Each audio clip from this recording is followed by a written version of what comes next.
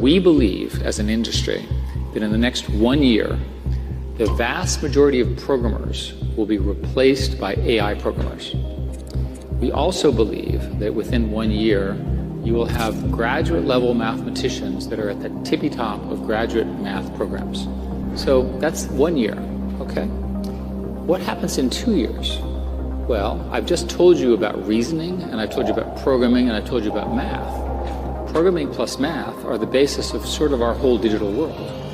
So the evidence and the claims from the research groups in OpenAI and Anthropic and so forth is that they're now somewhere around 10 or 20% of the code that they're developing in their research programs is being generated by the computer. That's called recursive self-improvement, is the technical term. So what happens when this thing starts to scale? Well, a lot. One way to say this is that within 3 to 5 years, we'll have what is called general intelligence, AGI, which can be defined as a system that is as smart as the smartest mathematician, physicist, artist, writer, thinker, politician. I call this, by the way, the San Francisco consensus, because everyone who believes this is in San Francisco. It may be the water.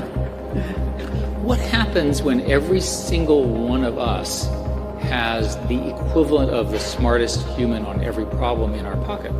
But the reason I want to make the point here is that in the next year or two, this foundation is being locked in, and we're not going to stop it. It gets much more interesting after that.